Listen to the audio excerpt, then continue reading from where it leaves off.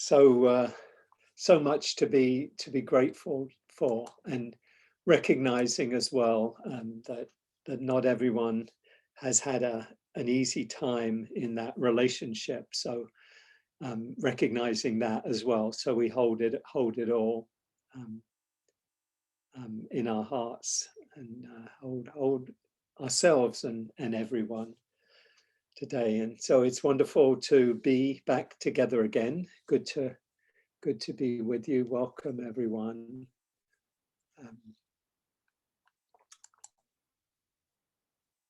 Looking around at many familiar friends, faces and names, and welcome if anyone's joining us for the first time.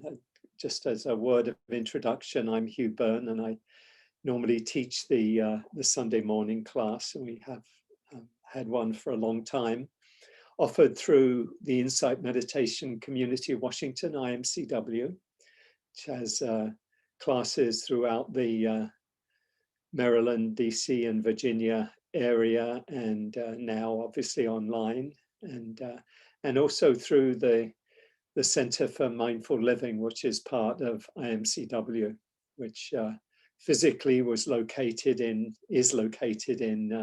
Tenleytown, DC, but now is worldwide with offerings which you'll hear about at the end.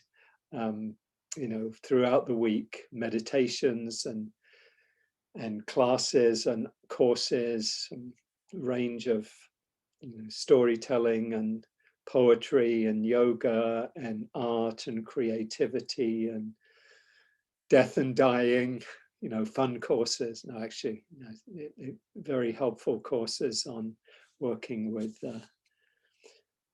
death, dying, sickness, aging, death, and a wonderful community. And so if you are new to this class, new to IMCW, definitely you'd want to partake of the offerings of the Center for Mindful Living. And I've taught with IMCW for best part of 2 decades, and have been teaching since 2000. And I'm for the class today, nowadays we begin with a meditation for some 20-25 minutes, a little bit longer than it was before. Help us to arrive and settle. Take some good time to be present with all that's here for us. And then there'll be a short, relatively short talk reflection. Today, I'd like to share with you a story from the Buddha's teachings. It's not as well known as some of the other stories, but it's a very powerful, for me, it's a very powerful teaching in itself about, the Buddha on his search for enlightenment, and how at a really key moment in that search, he has a memory from his childhood that kind of makes him see that the path that he was going down was not, in fact, a wise and helpful path. And he makes a crucial turn, which I think can be really helpful for us in our practice as well. Particularly turning towards happiness, towards well-being, towards joy. So I'll share some reflections on that. And happy Mother's Day. Holding our own mothers in our hearts, as well as those who are in our lives. And thinking today of my mom, who died almost 3 years ago, and who whenever I think about her, it's always just with a huge amount of a gratitude and appreciation. She was born about 94 years ago now, it was always interesting to me growing up that she was born in the US. You know, she was born in New York. Her parents had were both from small villages about 4 miles from each other in the southwest of Ireland, a fishing village in County Cork. And they'd actually met in the metropolis of New York. Not just, you know, they were from villages 4 miles apart, but they were introduced through a relative and married in New York. But my mother and her siblings and grandmother and my grandmother, because the Depression had started, felt that they would be better off with their family in Ireland than in New York, presumably without any work in 1930, and they took the trip home, which few people did, I think. You know, most people who came stayed. And my mum had a really very, she looked back on it, a very idyllic childhood in the west of Ireland. And so I think I'm thinking of her today, and I think we're hoping can all keep hold our own mothers, however that relationship was with them, you know, bringing us into the world and, you know, helping us through our particularly our childhood years. And so I'm feeling much gratitude personally today to my mother and to all the mothers, my daughter and, you know, mother of her 3 children. So yeah, with that, let's begin with a period of meditation. So I invite you to take some moments to settle, become comfortable, get as comfortable as you can be.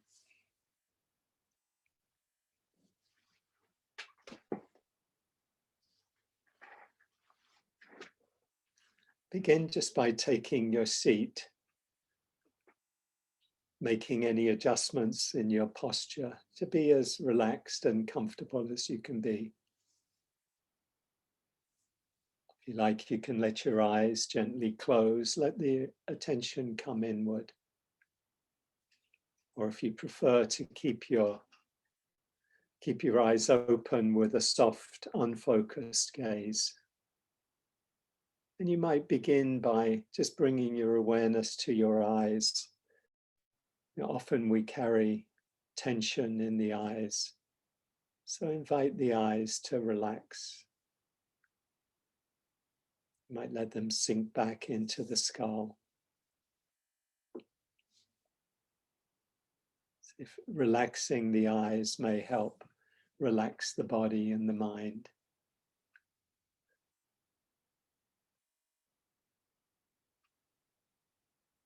Let your shoulders relax too. We hold a lot of tension in our shoulders, the back of our neck, looking at screens. It's like often we're carrying a bag on our shoulders. So imagine putting it down and relaxing, letting any tension drain down through the body into the floor.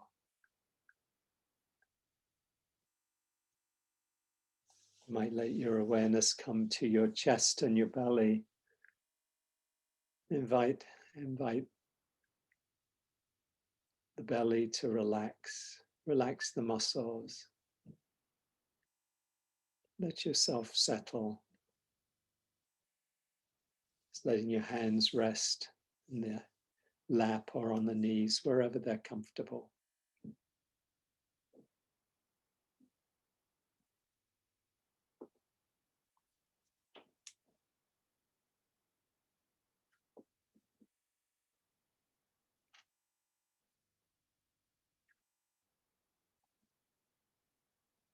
And connect with your breathing. Just notice how the breath is right now.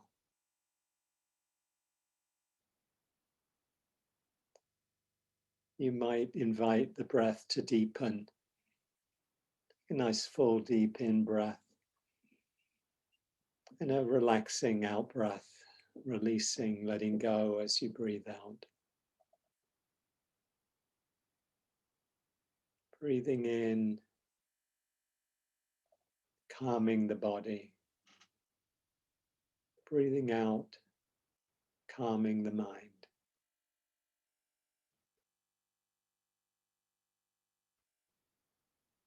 So inviting yourself to relax and settle.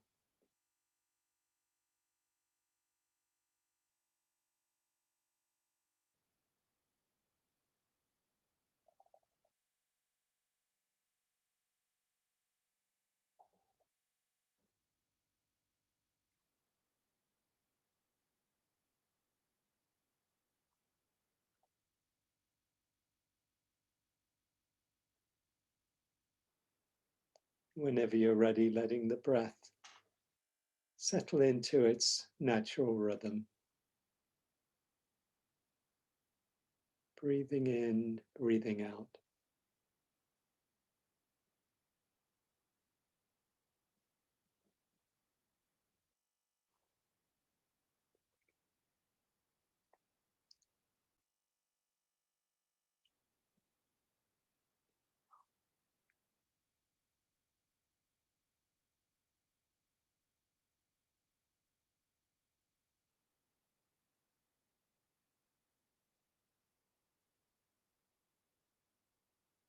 You might invite a smile or a half smile to your face.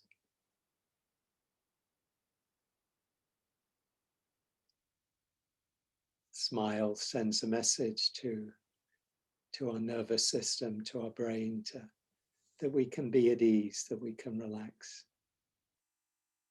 So just inviting that sense of ease, of well-being. If it's helpful, you might think of a loved one or somebody who easily makes you feel happy or joyful.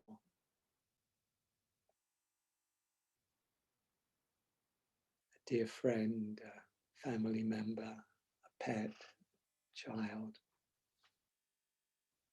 Allow yourself to take in a sense of a smile, joy.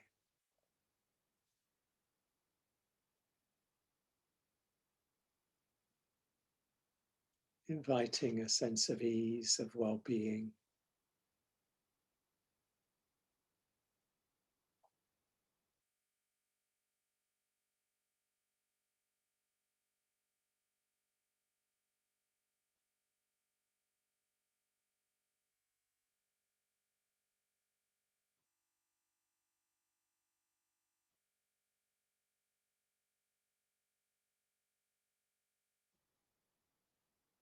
It can be helpful too at the beginning of a meditation to take a few moments to reflect on gratitude, thinking about things and people, situations in your life that you appreciate, that you're thankful for.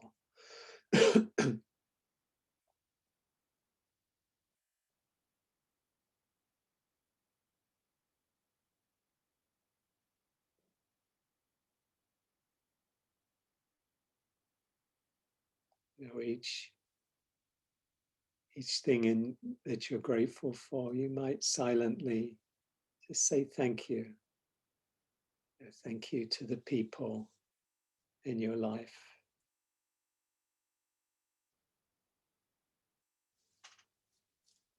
Thank you for the conditions, maybe your health or your financial security, or other things that you appreciate.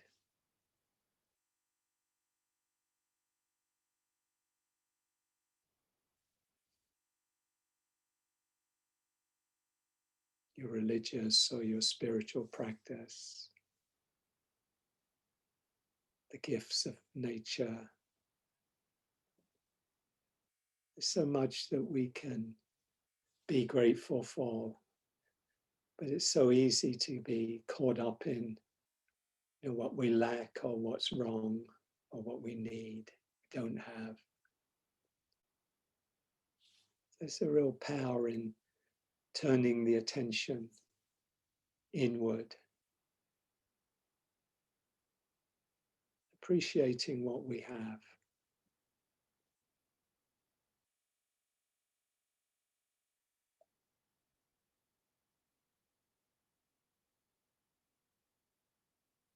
The gift of Sangha, of community,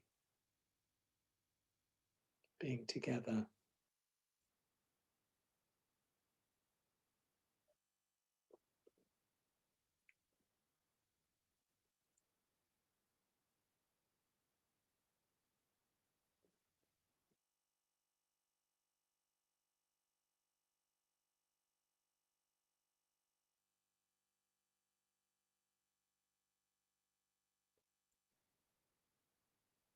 You might invite a receptive awareness to what's present for you right now.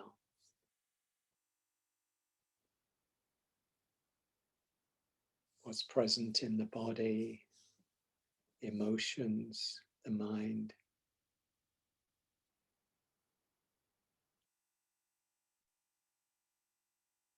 Bringing kind, a compassionate curiosity, kind interest in what's here.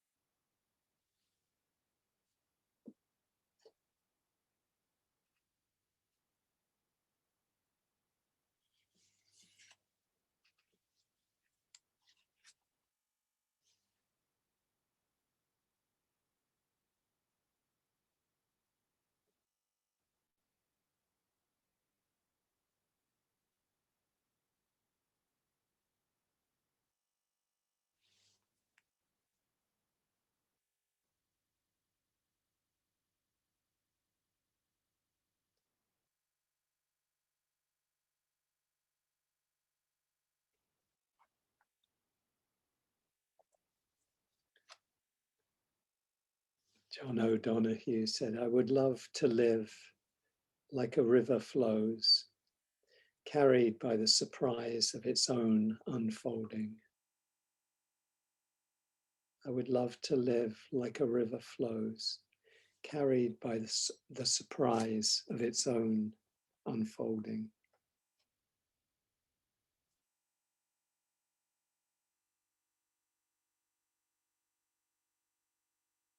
So inviting a kind, receptive awareness to what's present right now for you.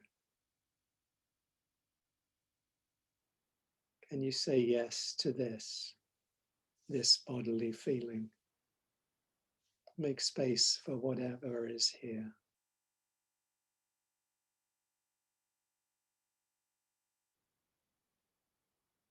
If you feel resistance, tightness, see how it is to meet the tightness, the resistance with acceptance and with kindness.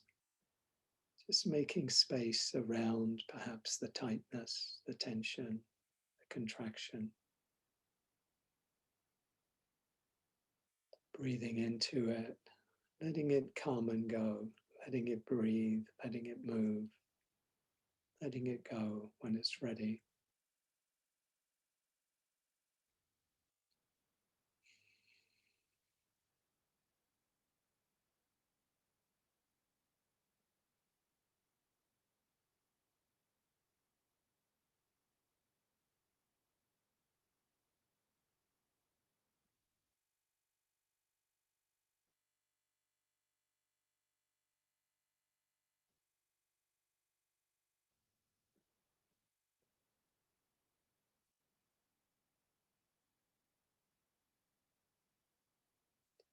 Notice your mood, your emotions, what's present right now.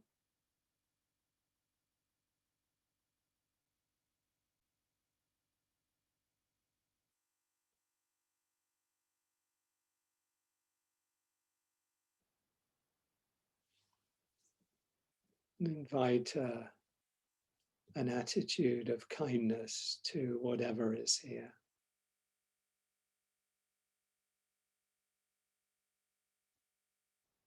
Letting it come, letting it be, letting it go.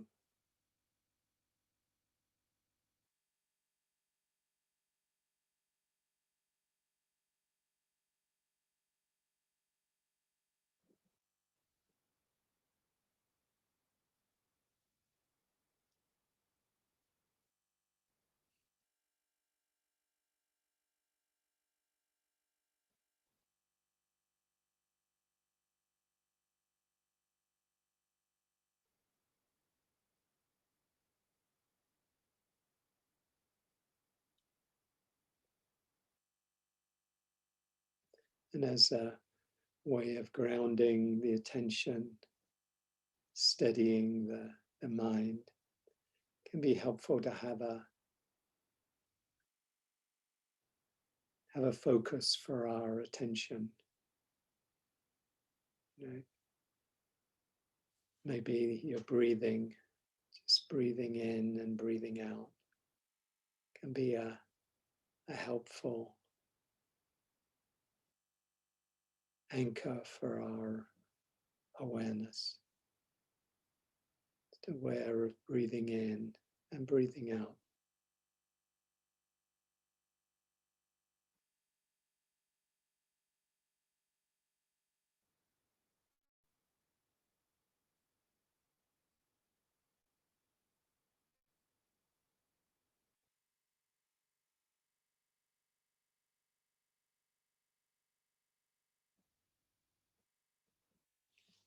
Just letting the attention rest on the breath, however the breath is, without trying to change it, make it a particular way. Breathing in, breathing out.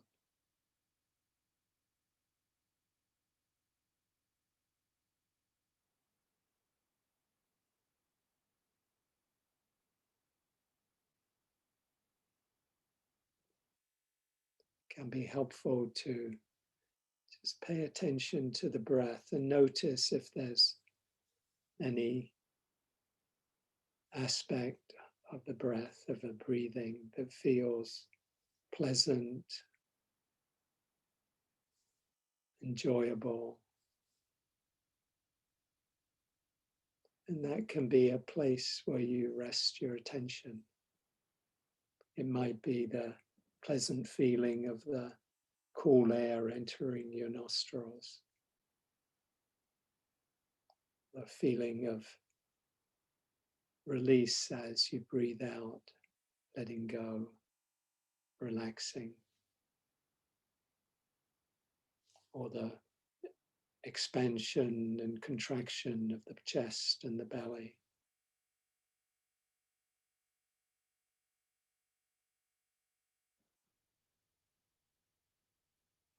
And letting your attention rest where there's a sense of ease, of well-being, maybe of pleasure,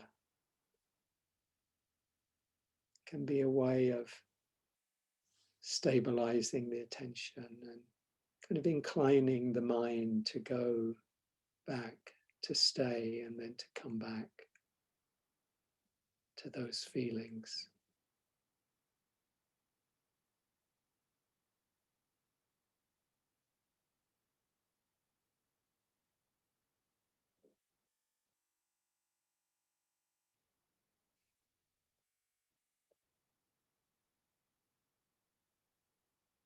Cultivating a feeling of ease, of well-being, happiness. If you can, letting the feelings spread through the body, through the mind.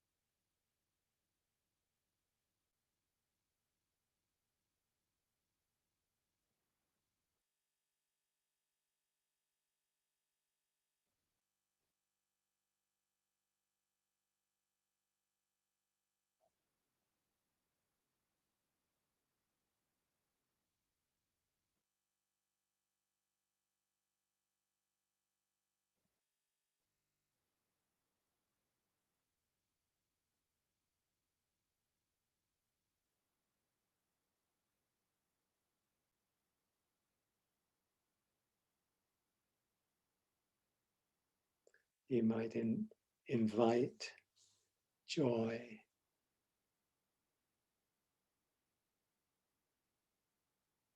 sense of well-being into the body and the mind, inclining the mind in that direction.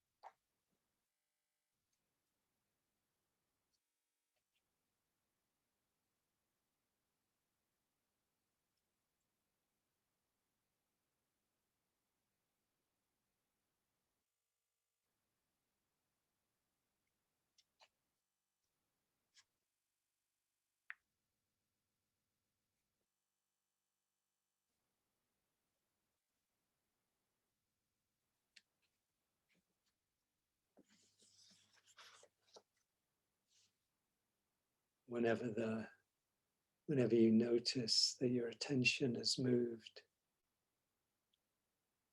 into plans or memories or worries or daydreams, just gently and kindly incline the mind back to the body, back to the breath,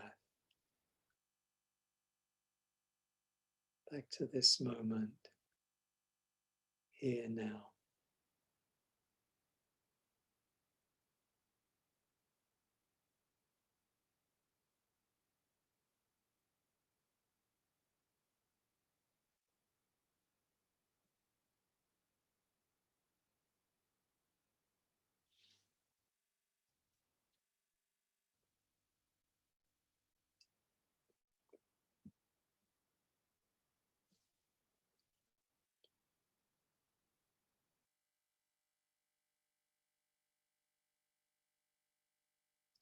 Letting the container of awareness and kindness be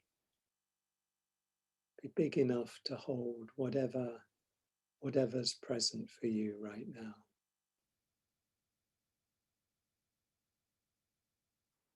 Can you make space for this? If you're experiencing something difficult or painful, see if you can open to the space around what's painful in the body or in the heart, in the mind.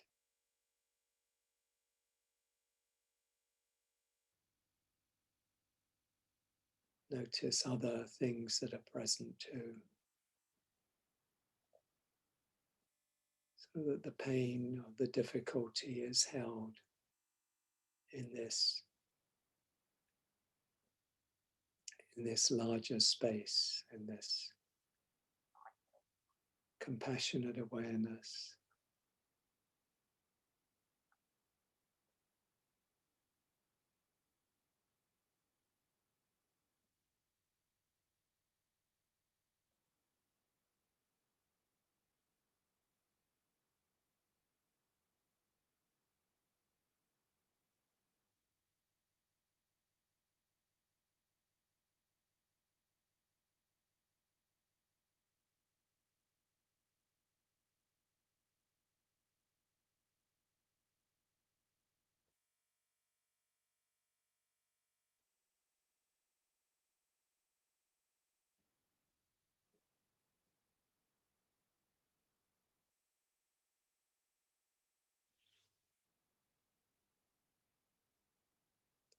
Peace is this moment without judgment, this moment in the heart space where everything that is welcome.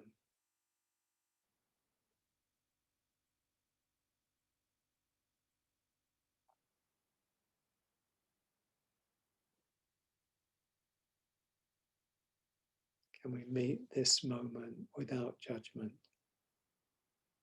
with kindness, with acceptance? And what happens when we change our attitude from resistance to acceptance, from judgment to kindness? Does the experience change? Is there an opening, a letting go, an untangling?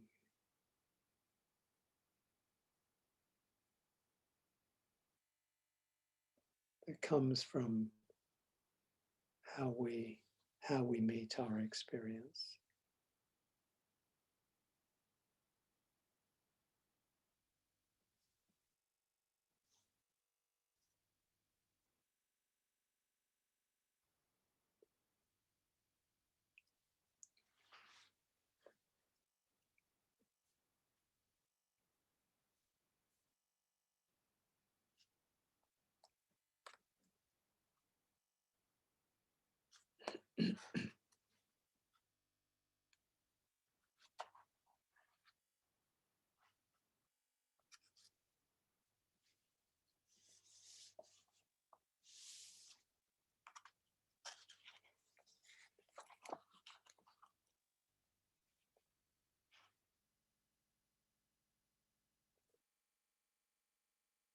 Finish with this poem, this reading from Hugh Byrne on pain. And a woman spoke, saying, "Tell us of pain." And he, the prophet, said, "Your pain is the breaking of the shell that encloses your understanding. Even as the stone of the fruit must break, that its heart may stand in the sun, so must you know pain. And could you keep your heart in wonder at the daily miracles of your life, your pain would not seem less wondrous than your joy. And you would accept the seasons of your heart, even as you have always accepted the seasons that pass over your fields. And you would watch with serenity through the winters of your grief. Much of your pain is self-chosen. It's the bitter potion by which the physician within you heals your sick self. Therefore, trust the physician and drink his remedy in silence and tranquility. For his hand, though heavy and hard, is guided by the tender hand of the unseen. And the cup he brings, though it burn your lips, has been fashioned of the clay which the potter has moistened with his own sacred tears.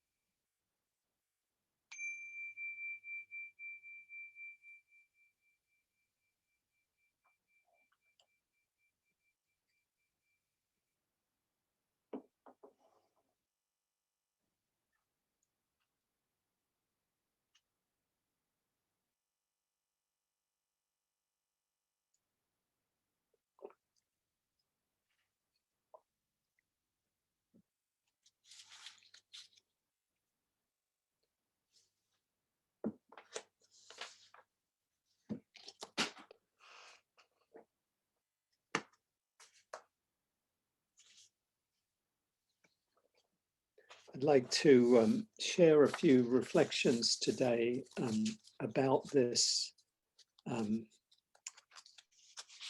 about the Buddha's teachings, and particularly about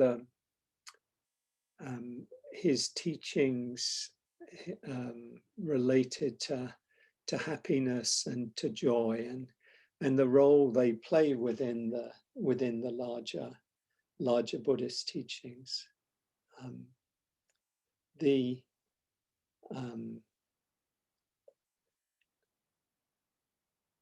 You know, there's a lot of emphasis in the teachings on suffering, as you're probably all aware. You know, suffering. Sometimes people think that the Buddha's teachings about life is suffering and everything's suffering. But the teachings were really, you know, there is suffering and suffering has a cause, but there's an end to suffering. And the end is the, you know, the promise really of the teachings that we can live free of suffering. And even if we don't get all the way to, you know, complete freedom from suffering, we can alleviate suffering in our lives. We can lessen the suffering in our lives. And that there's a path of training and a path of practice to alleviate and to end suffering in our lives. And the Buddha's own life itself was a kind of an archetype of you know, for the teachings, a kind of an embodiment of the teachings, that everything that he taught came from his own direct experience. And the you know, the main elements of his life are well known to, certainly I'm sure, to pretty much everyone here today, and known fairly well, I think, in the, you know, in the world, you know, that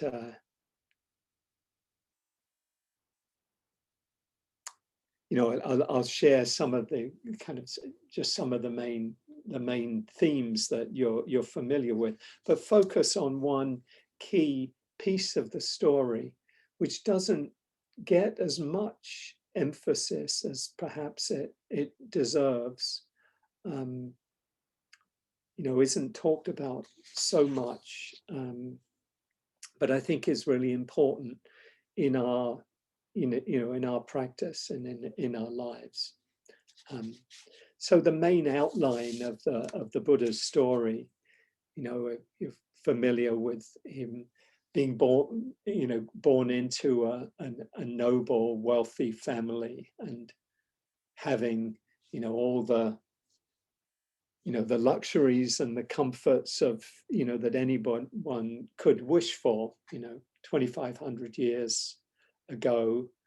You know, the elite, you know, as in other times, lived very well, and he was definitely born into the elite. There's he tells in the suttas, in the discourses about his early life. You know, he says, "I was delicate, most delicate, supremely delicate. Lily pools were made for me at my father's house solely for my benefit. Different colored ones, my turban, my tunic, my lower garments and cloak were all made of Benares cloth. A white sunshade was held over me day and night so that no cold or heat or dust or grit or dew might inconvenience me." He goes on to say that he had palaces for the winter, for the summer, and for the rainy season. And, you know, goes on that even the servants were, you know, had, you know, good food, white rice and meat was given to them. But the key really in the story of his life is that the recognition, the realization that even though he had all of these luxuries and had a wonderfully kind of comfortable and privileged life, that he recognized that he would get sick, he would get old, he would die, and he wasn't exempt from what he observed, you know, what was happening, you know, to people around him, that that his riches, that his wealth, that his comfort and luxury and privilege weren't, didn't protect him against the suffering of life. So what clearly entered his mind was a sense of, was a questioning, an investigation.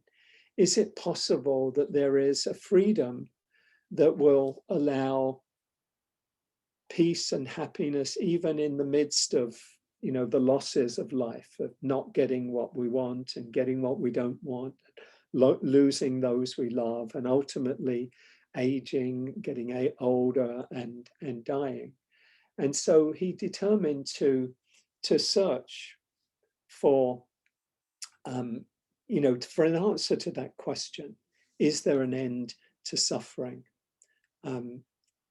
And so what he did at the age of 29 is he left his family.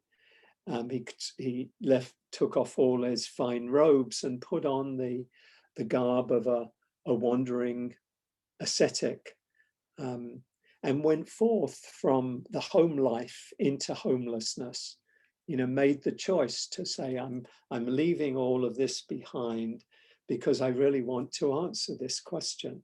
It's more important to me than a comfortable life to know if it's possible that that if an end to suffering is possible.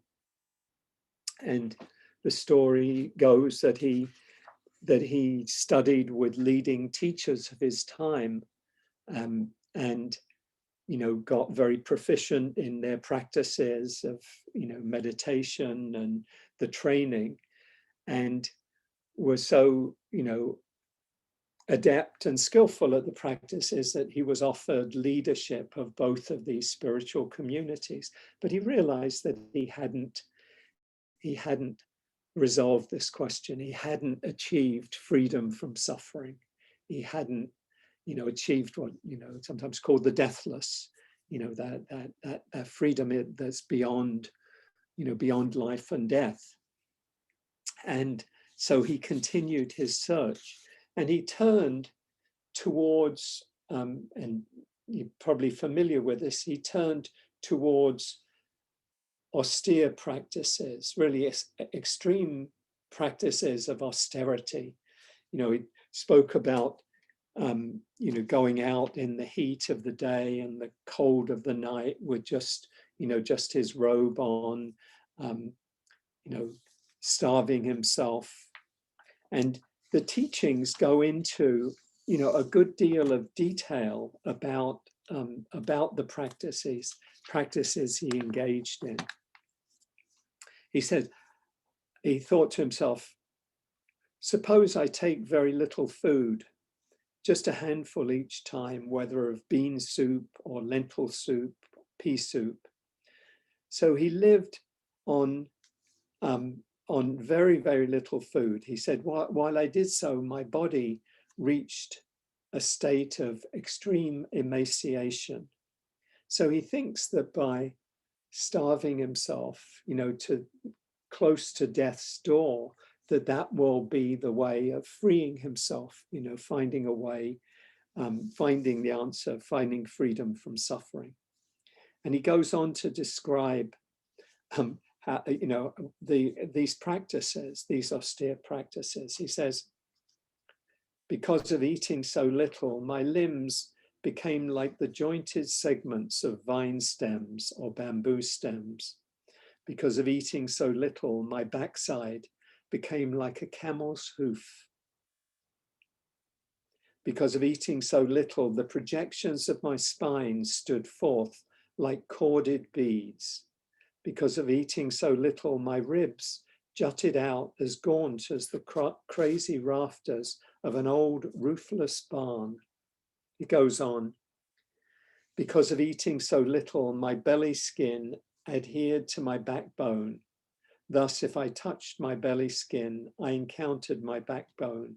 And if I touched my backbone, I encountered my belly skin.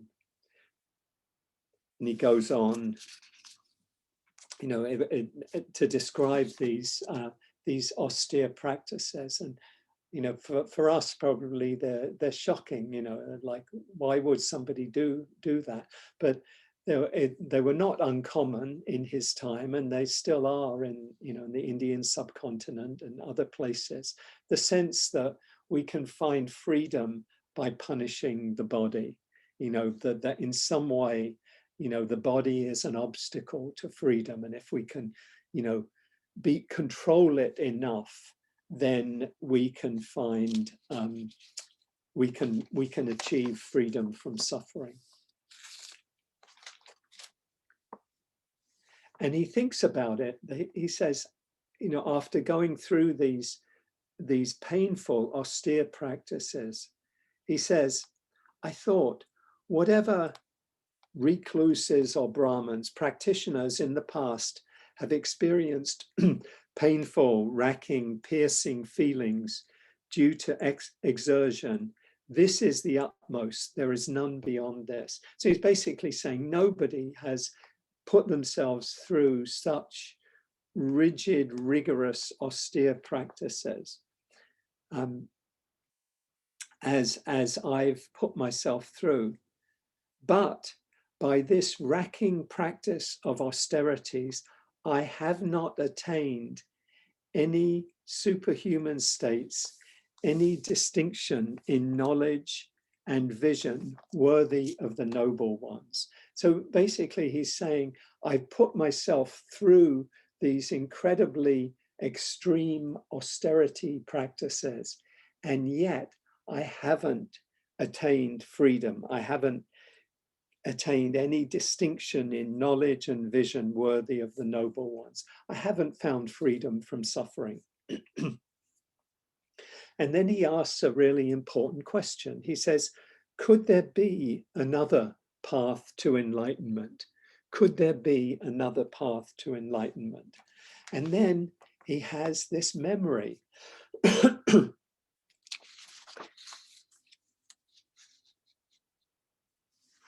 He remembers a time in his childhood where he was, you know, his father was leading a festival, and he sat under a rose apple tree and experienced a very deep states of peace and well-being.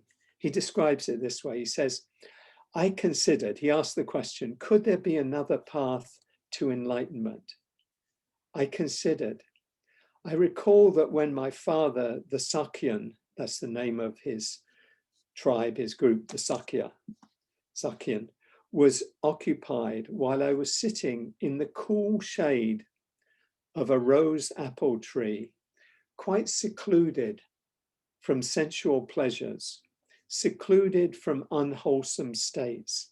I entered upon and abided in the first jhana, which is a state of deep absorption, progressive states of absorption, which is accompanied by applied and sustained thought with rapture and pleasure born of seclusion. So he remembered that time in childhood when he just sat down quietly under the tree, under the rose apple tree, and experienced this deep state of well-being and happiness. And then he asks himself another question. He says, could that be the path to enlightenment? Could that be the path to enlightenment? Then following on that memory came the realization that is the path to enlightenment. So he's been engaged in this punishing the body, you know, in order to free himself, find freedom from suffering. And he asks himself, could there be another path to enlightenment? Could this be the path to enlightenment? A path of well-being, a path of happiness, a path of seclusion, of peace, of pleasant feelings.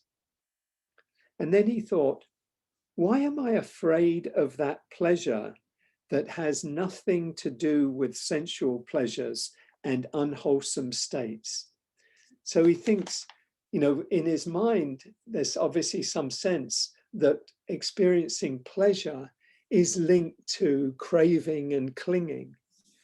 And so, there's a kind of a fear that, going in that direction is to go, is to be caught up in craving and to be lost in suffering. But he says, he answers the question. He says, I thought, I am not afraid of that pleasure, since it has nothing to do with sensual pleasures and unwholesome states. So the important thing is that the pleasant feelings he experienced, he remembered from that childhood experience, those pleasant feelings were not the feelings of craving and greed and like wanting and lust and these kind of unwholesome feelings that keep us locked in this cycle of suffering. He realized that this was a different kind of pleasure. This was a pleasure to do with well-being, to do with happiness, but that didn't lead to craving, that didn't lead to grasping and lust and wanting and all of the things that lead to suffering. So that was the recognition that there's a pleasure that we can cultivate, that we can deepen, that actually can serve us on the path to awakening. So recognizing that the path of these extreme austerities weren't the way, that remembering this childhood experience, he says, this is the way to enlightenment. This is the way to freedom. And he'd been practicing with 5 fellow ascetics. He'd been a very serious ascetic practitioner.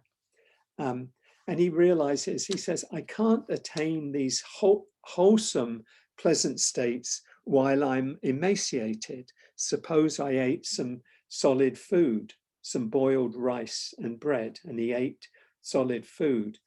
And the 5 bhikkhus, the 5 ascetics that he'd been practicing with, were waiting on me thinking,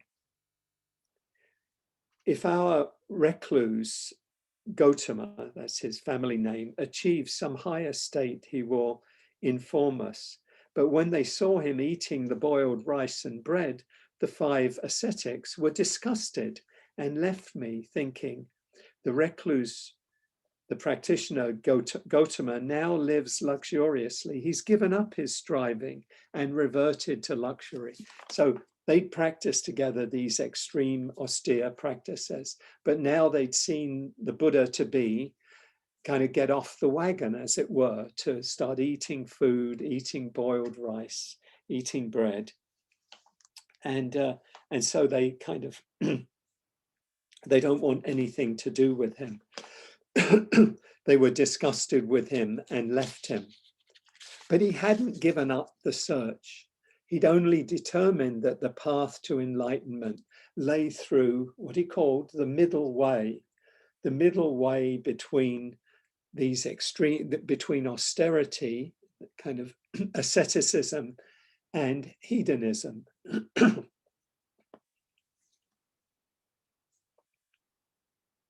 So he sat down under a tree, determined not to get up until he'd attained freedom from suffering. So he hadn't given up his determination, but just recognized that he'd been going in the wrong direction. So the rest of the story is well known. He sits under the tree, and in that full moon night, 2,500 years ago, he sees into, the causes of suffering. He sees into how we continue to suffer through our clinging, through seeing things, not seeing things as they truly are, and being caught up in craving and grasping. And he sees into the teachings of the 4 noble truths, of the cause of suffering and the end of suffering. And under that tree, the other tree, the tree of awakening, he achieves, he awakens to the true possibility of this human life. And then after that, he goes out. And actually, his first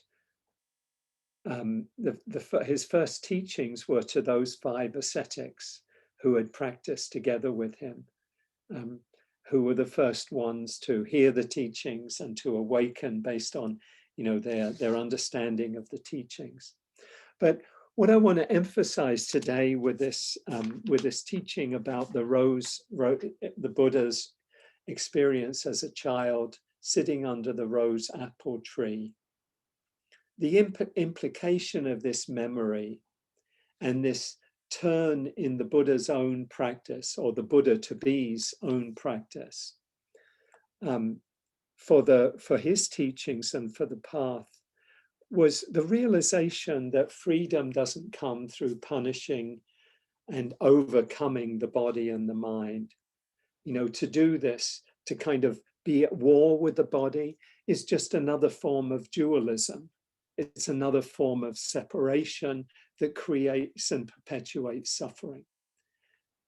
So the Buddha realized that, or the Buddha to be realized that the path to freedom comes through skillfully harnessing the mind's inclination to move towards pleasure, but in a way that leads to letting go of clinging. So to harness this, desire really in the body and the mind for the pleasant. We like pleasant experiences, and there's nothing wrong with pleasant experiences. But the problem is when we're not aware, those pleasant experiences very easily turn into clinging. Oh, I like this pleasant feeling. I want more of it. I love this pleasant taste. Let me have more. Let me have more of this good food, more of this good, drink, more of these sensual experiences. But with awareness, we can experience the pleasant and allow ourselves to really, in a sense, bask in the pleasant, but without clinging. And then that actually helps to create the states of mind and heart that lead us to letting go, that lead us to freedom. And that was the realization, the insight that the Buddha came to, or the Buddha to be came to, that really set him on that final stage to awakening, that we can enjoy the pleasant. And what this tells us about our own practice is, for me, is that this path is a path of happiness. It's a path of joy. It's a path of consciously cultivating joyful states, well-being, calm, happiness, generosity, gratitude, all of these beautiful states that lead to a deeper happiness, deeper than the kind that we get from clinging to sensual desires and those kinds of experience. So it's ironic, really, that a path of renunciation, a path of letting go, actually leads to the deepest happiness, the deepest freedom. When we think of renunciation in our culture, it tends to have a bad rap. Who wants renunciation when there's so many pleasant things to experience? Who wants to let go? But what the Buddha is talking about, and what's so crucial, is that we're letting go of lesser pleasures for greater pleasure and happiness. We're letting go of pleasures that are really kind of trinkets. They're not really worth very much. They give us some enjoyment for a little bit, but don't last. But the pleasure that the Buddha is pointing to, the pleasure of well-being and happiness that comes from inclining the mind towards joy and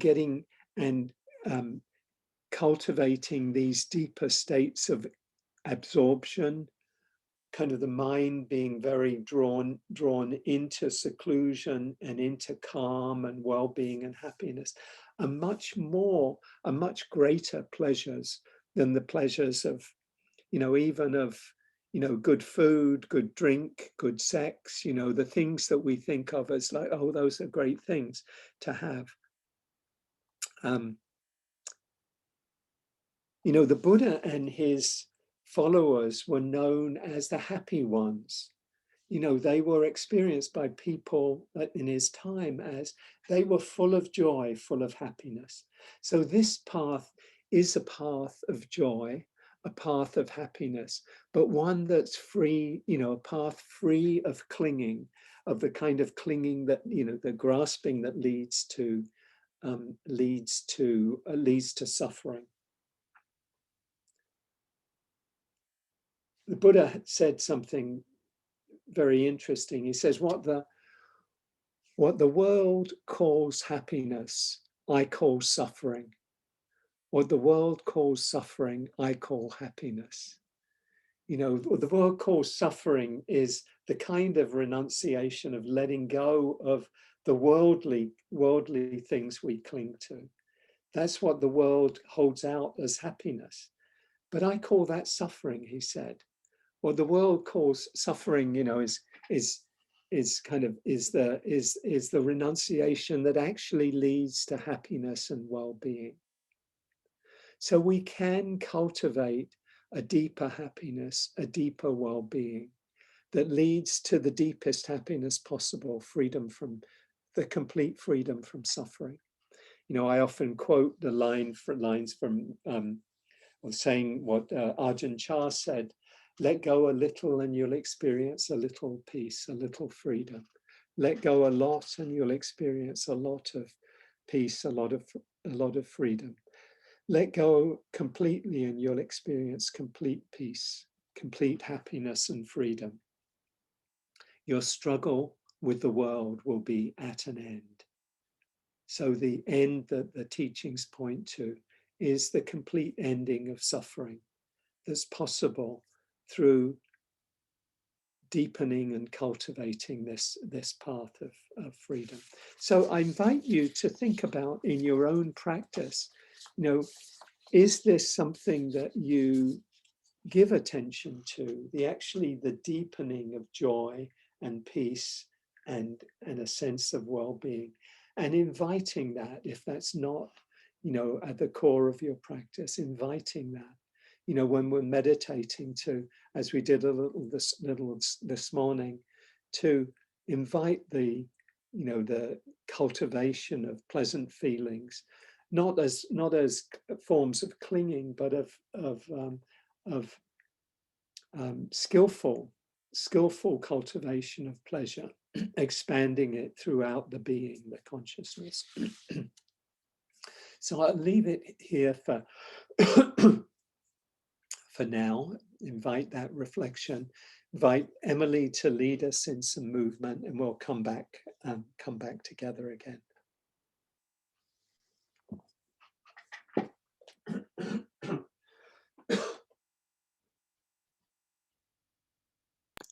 Thank you so much. I invite you all to stand up and just find the energy of your feet, just swaying from side to side, and open up into the space around you, allowing the flow of air against your limbs, swaying and opening up. Gentle twists here in this moment.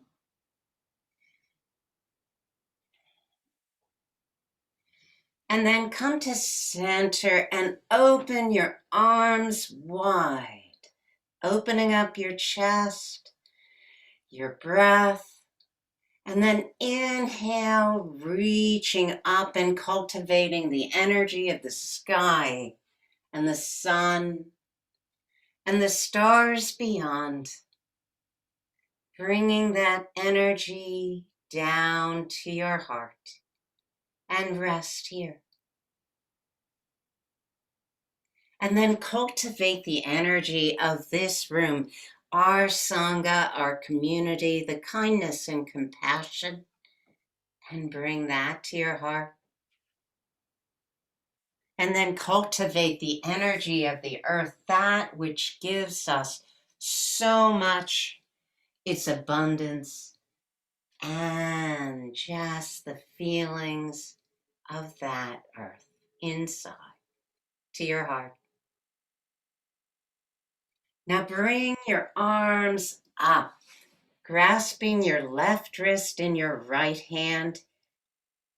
Extend up with an inhale, and exhale, tilt over to the right. Lengthening from the base of your hip out through your fingertips. Breathing into your left rib cage. Softening with the exhale. And then inhale up to center. Switch wrists and extend up with an inhale, lengthening out to the left. And exhale, tilt over, lengthening. Breathing into the right rib cage. Softening with the exhale. And inhale back to center. Float your arms down, rolling your shoulders back, rolling them forward. And then bring your arms up into cactus pose. Exhale, lower them down, leaving the elbows up. Inhale up, exhale down. Inhale up, exhale down. Inhale up. Now draw the energy between your elbows, coming to meet your palms. And then bring your palms to your heart, resting here at your heart center. And now draw your hands behind your waist. For a gentle back bend, inhale, lifting your head and chest. Exhale, draw your hands behind you, lengthening your arms. Inhale back. And another lifting your head and chest. Exhale, draw your hands lower, lengthening your arms. And exhale, release. Last time, inhale, lifting your head and chest.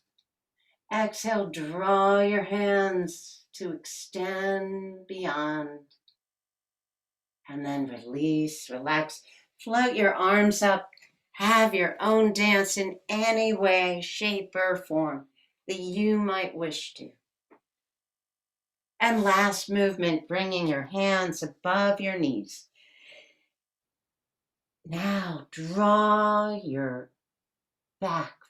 Exhale, folding, expanding out into a flat back, and then lower, lowering down. Reaching towards the earth, supporting yourself, your body with your pelvis, lengthening, allowing the pull of gravity to draw your shoulders and head and upper back down. Breathing in, deep inhale, exhale with a sigh. Oh.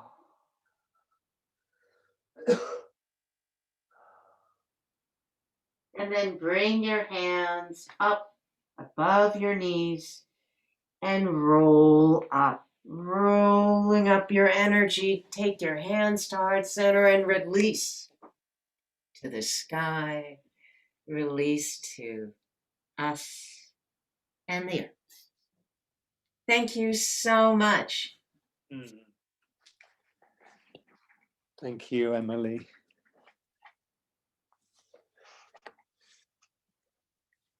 Thank you. Thank you so much.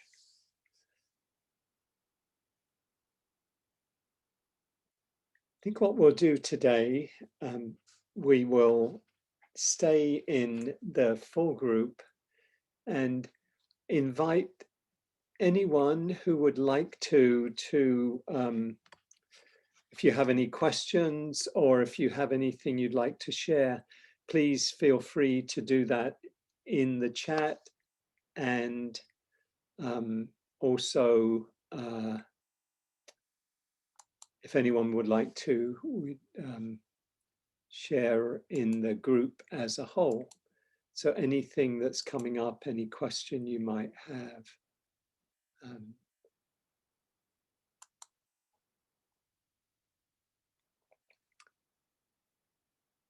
Any question coming out of the talk or coming out of your practice?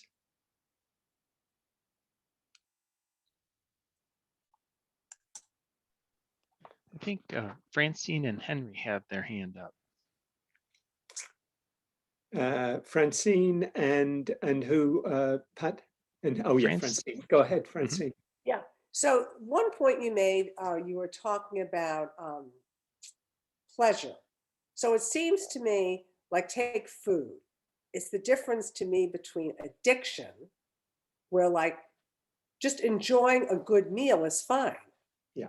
But if you can't stop eating, right, and you don't feel good in the end, then it seems to me that it's not about not having pleasure with food or drink. It's just when you go so far, it almost becomes an addiction. That's the clinging. Is that what you're trying to say? Yeah, I'm trying to say something very similar to that, that pleasure, when we experience pleasure without clinging, without craving, then that's a wholesome, a wholesome pleasure to be enjoyed. When we're not aware, we easily turn the pleasant experience into clinging, craving, wanting, a feeling of contraction around that. I've got to have it. I need more, that sense. And it's that sense of, it's that, what the Buddha called craving, that that is at the root really of our suffering. And that's what's got to be abandoned or let go of, what we need to let go of. And what that craving has its roots in is not seeing things as they really are. We think that, that if we get more food, then we'll be happy. But in fact, what happens is, as you've said, we eat too much, we feel stuffed, we don't feel good, we feel sick, or we feel contracted in the mind, we're craving, it's a form of addiction. So we suffer in that way.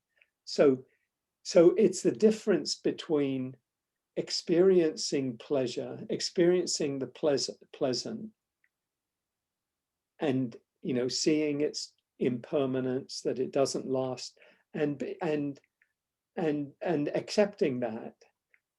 And the difference between that and when there isn't awareness and we start clinging and holding on. So knowing that difference is the difference really between freedom and suffering. And if we really do know, if we really can cultivate the pleasant without clinging, then it can become a pathway to the deepest happiness and well-being. Does that make sense, Francine?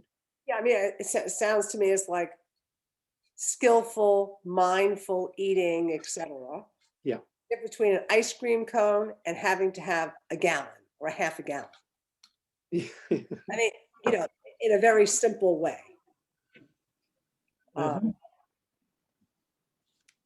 Yeah. It's hard to imagine that we could have half a gallon in a skillful way, right? I couldn't personally. I couldn't. But I mean, maybe there's somebody out there, but I mean, that's just one example of, right. Yeah. Yeah. Thank you, Francine. Anyone else? Are there any other hands that we can look at the, Mark? Mark I have the advantage of also being in Hugh's Monday night group. So we've been doing a lot of reading and talking and work on clinging. And Francine, I can so much relate to this because I was telling a story in some group recently about the difference between the day that I had a little bit of a piece of cake versus the next day when every half hour I was eating a jelly bean. And that was clinging to that moment. But last week, Mac shared in our small group a really lovely example, which was when walking down the street, having this expectation that someone will smile or say hello to me. And I thought about that all week and realized when I was driving, I had to drive back and forth to New Jersey this week.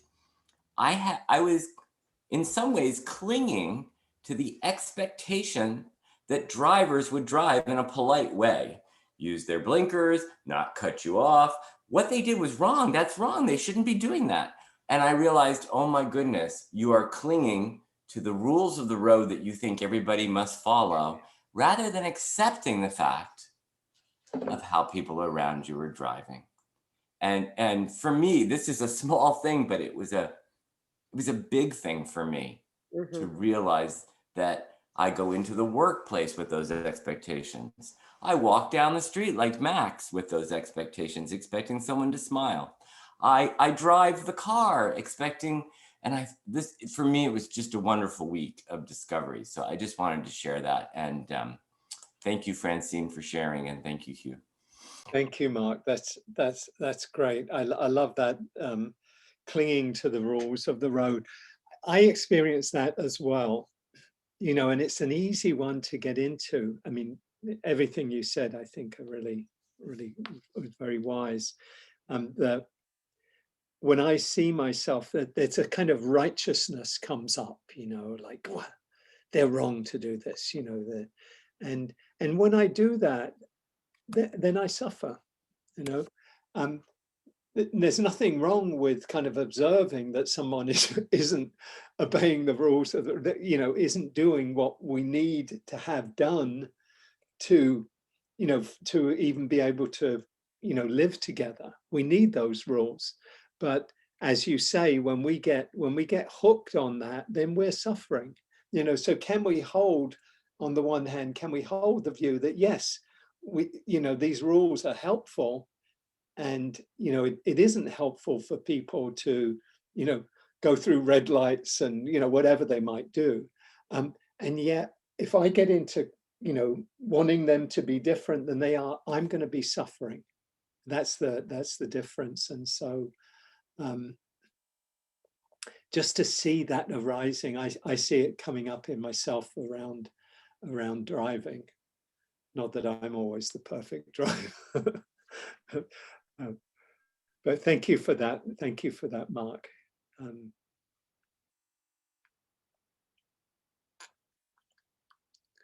Heather shared, non-clinging is related, it seems to me, to moment awareness. If you're truly aware of every moment of the taste of the ice cream, you spend so much time savoring it, you can't possibly eat too much of it. Yeah, that's really, really a good observation, that that we're it's really the, you know, the other side of that is the lack of awareness.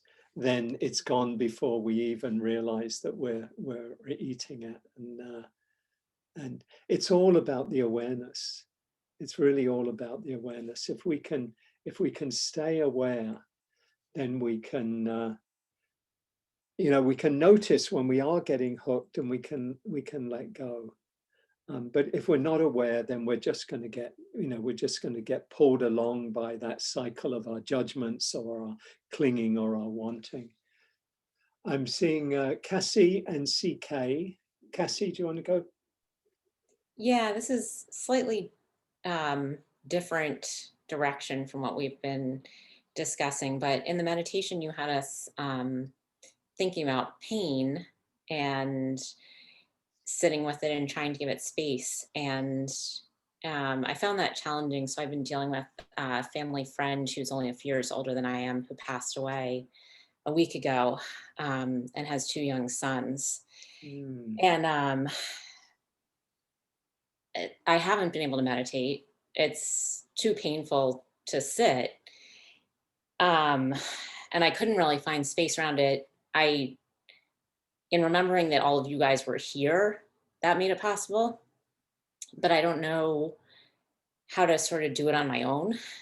You know, when you're holding that kind of pain and I think frustration and anger, it's hard to have space for that. So I'm just wondering if you have suggestions for that, and thank you to everybody for helping me hold it. Thank you, Cassie. Yeah, I'm sorry to hear that. I'm really, maybe all of us can hold her, the family and loved ones and you and in our hearts today. Yeah, that it's understandable why it's hard, you know, because the mind goes, you know, the mind goes there, and it's hard to be able to be at peace. You know, a couple of thoughts. One is to consciously cultivate compassion and self-compassion. You know, compassion towards, you know, the family and those who are, you know, really living with the pain of her loss, and towards yourself, you know, and let that be the practice of recognizing that you are in pain, that you are suffering. You know, just, I often find, I mean, right now as I'm talking about it, I'm putting my hand on my heart, you know, and I kind of just connecting with that sense of, you know, connecting with the loss that you're speaking of, and just that simple gesture can be a way of helping me, helping us hold, you know, hold what something that's really painful, and to consciously cultivate the practices of kindness, because that's really the of compassion, of self-compassion, because there, you know, where we're beginning is we're saying, yes, I'm suffering right now. I'm suffering, I'm feeling pain. And to consciously give attention to that, bring awareness to that, invite the kindness. And when you do the self-compassion practices, and there's some really good ones you can, from Kristen Neff and others. I've got some on Insight Timer, and there's Tara Brach and others have too. They can be, it can be, I find it can be a very powerful practice when I'm caught up in pain and other kinds of difficulties. One of the pieces of it is to recognize that we're not alone in our suffering. You know, you spoke of, you know, connecting with everyone here today, and particularly recognizing those who are suffering themselves. You know, it may not be the exact same thing that you are experiencing, but recognizing that suffering. And so that kind of opens a space around the pain, because when we're caught up in the pain, we tend to be, you know, it's kind of somewhat tunnel vision, where that's what we're seeing. But if we can open it up larger, bring kindness in, you know, bring awareness in, bring that recognition of our common humanity, I would start there, and maybe just do practice, you know, for a few minutes at a time. You know, not expect that you're going to be able to sit for half an hour, but just for a few minutes. Can I just be with this? Can I be with this sadness or this anger with kindness for a few minutes? And, you know, and then over time, perhaps extending that and having that that be a practice to help hold it, and just recognizing, yeah, I think the compassion is so important when we're dealing with these kinds of with painful experiences. I'm just seeing here some Yeah, friends. thank you. That's really helpful. And thank you to people who typed in the chat. I'm sure, you know, this is not I know it's not a totally unique, especially in this past year, experience. And so hopefully this was helpful to other people too. Yeah, thank you for raising that. Maybe we'll just take CK and then we'll have a meditation to finish up today. CK? Yeah, thank you, Hugh. I appreciated your talking points on craving today. I take medication that increases the feelings of craving. And I found that having awareness and choosing whether or not to lean into the craving to be the first step. I found that it's not about extinguishing the craving, but more about managing. Thank you. Thank you for sharing that.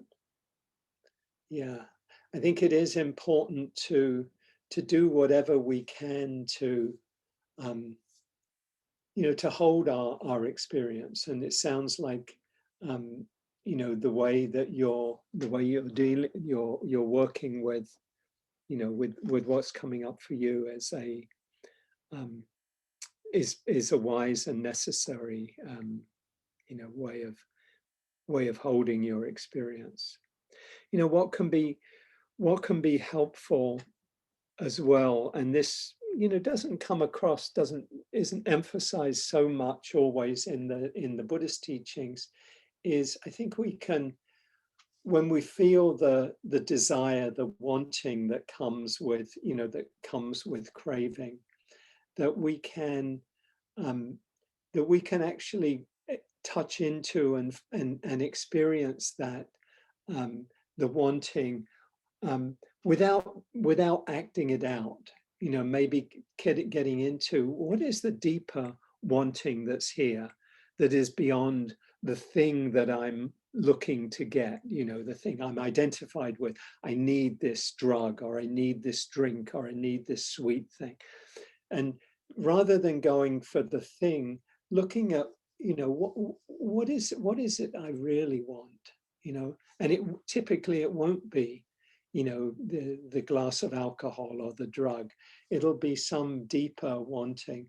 And can I cultivate that sense of that desire as, as a desire, but without it leading to, without it going towards a particular object, etc. So exploring that. I'm just looking here at some of the sharing in the chat. Yeah, what am I trying to fill in myself? Pat says the Gibran poem seems to me apropos to what you shared, Cassie. Your pain is the breaking of the shell that encloses your understanding. I often wonder whether I would be afraid of dying if I really understood what I am. Yeah, I think that's so wise, that when we really do know who we are, I think there's a recognition that, that there isn't, that death isn't something to fear, that that there is a truth that's beyond death, the deathless. Emily says, it fills me with great joy to know the Sangha is here, that we can share our sorrows and feel the compassion from with each other. So, and Pam, it's okay to feel and be aware with kindness and non-judgment. Thank you. Thank you. Well, let's just sit together for a few minutes to finish today, and we'll have some announcements after that. So just let your attention come inward and feel yourself here in this collective space, this space of intention.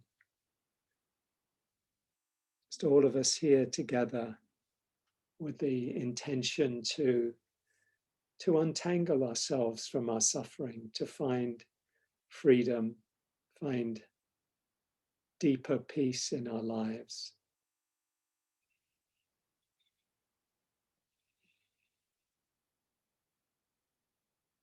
Appreciating the support of everyone here. And you might breathe in a wish of kindness to yourself, caring about yourself, this life, this being. And breathe out a wish of kindness, of compassion, of caring to everyone who's here together.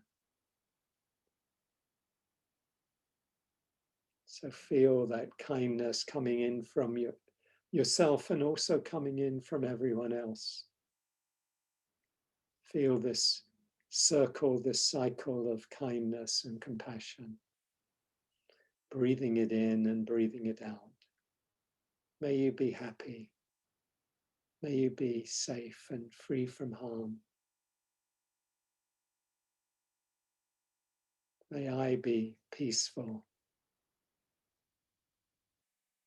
May I live with ease and with kindness. May you be safe, free from harm, peaceful. May you live with ease and with kindness.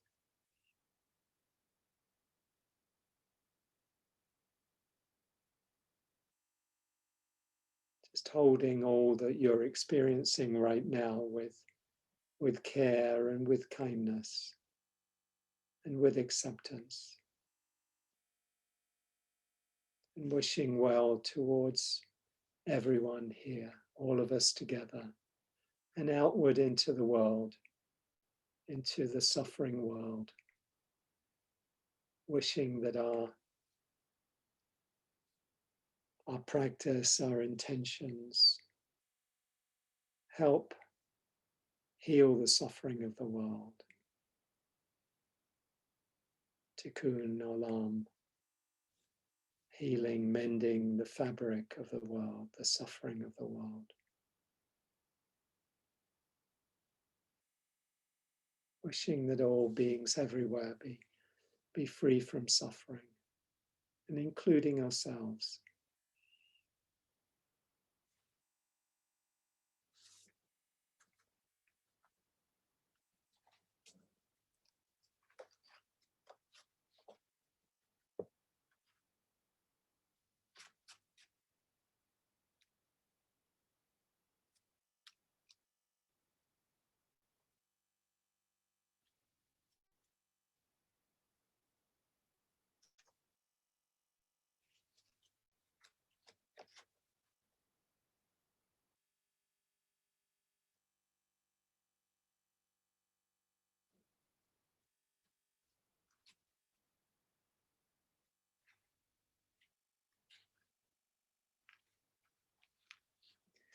This is from Nikki Giovanni, Winter Poem.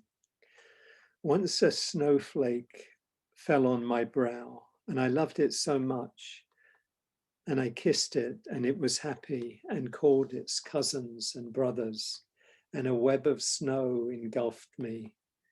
Then I reached to love them all, and I squeezed them, and they became a spring rain, and I stood perfectly still and was a flower. Once a snowflake fell on my brow, and I loved it so much, and I kissed it, and it was happy, and called its cousins and brothers, and a web of snow engulfed me. Then I reached to love them all, and I squeezed them, and they became a spring rain, and I stood perfectly still and was a flower.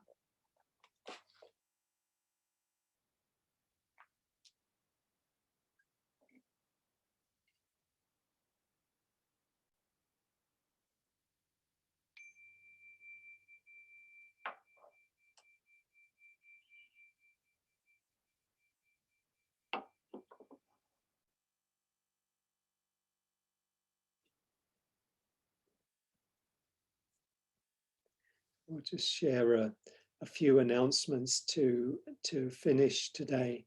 I want to let you know that I've got a weekend retreat coming up in July 9th to 11th. It'll be online.